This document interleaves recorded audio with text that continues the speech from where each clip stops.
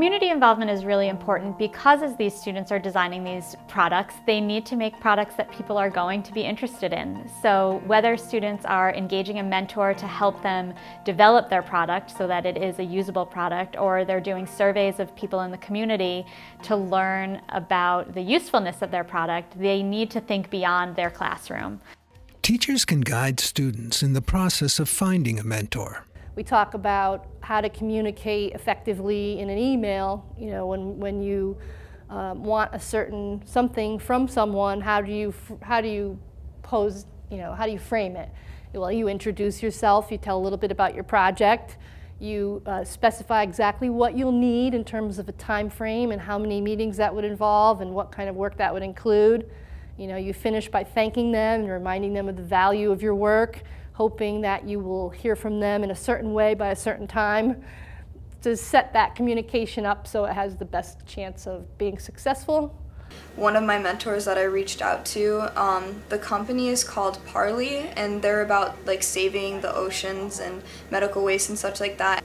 One of the people that works at Parley emailed me back and she was like, dude, like I want to know about your project, like what stages you're at, like I want to help you with this. So I thought that was really exciting that I reached out to them first and they actually took the time to reply. Meanwhile, students who are building a physical object are well into assembling the pieces to create a prototype. I tried making a maybe smaller, easier version of this so that I could start testing with real phone lines. I don't know why, but neither of them have worked. Students may also be rethinking what they can accomplish within the scope of the year and limited class time for experiments. I think I can go without the web interface part. I'd really like to have that, but if I have some way of saving the information and retrieving it fairly easily, I can say it's successful enough.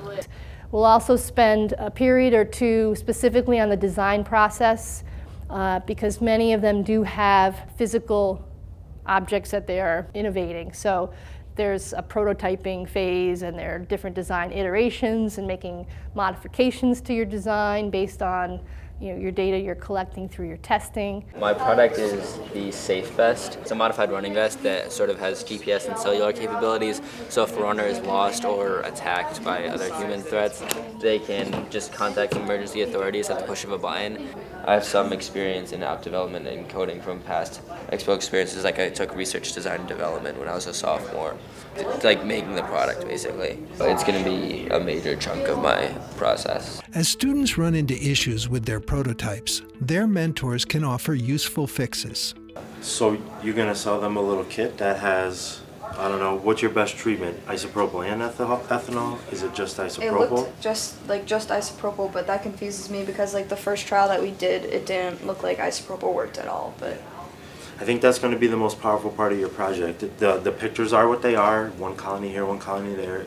It might not be like really, really strong, but at least that next step portion, if you put some time and some energy in that, that could be where you really take off.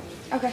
My mentor, her name is Miss Carbone. She's a special ed teacher at Pomperaug Elementary School, and she really helped me to understand kind of some like challenges that come with severe physical disability.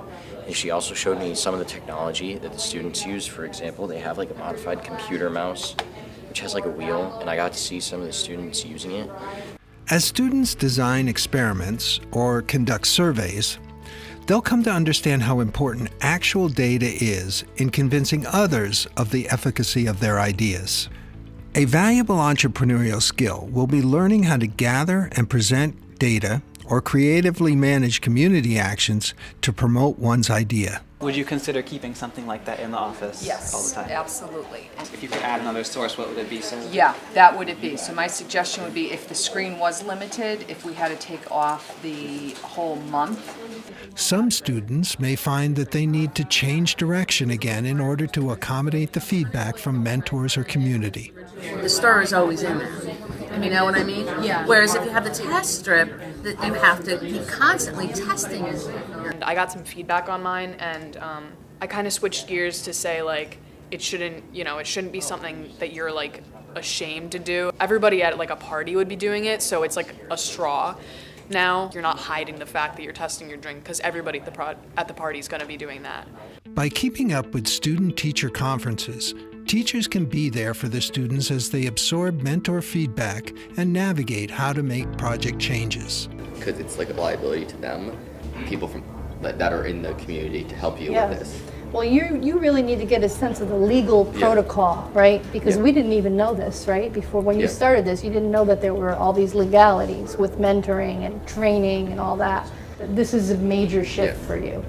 So, and I don't think it's necessarily a bad thing. I'm kind of liking the new direction a lot. I think it's more realistic. I also think it's good because it will help other schools too. So it's not as single focus on our school, and like it will actually be applicable to other situations. In my mind, it takes on a whole new light that the marketing component of yours has to be even bigger. Yeah. Students' foray into the real world will test their projects and their own stamina. They should come out the other end with a reinforced direction for their project and renewed energy as they move into the home stretch of their capstone year.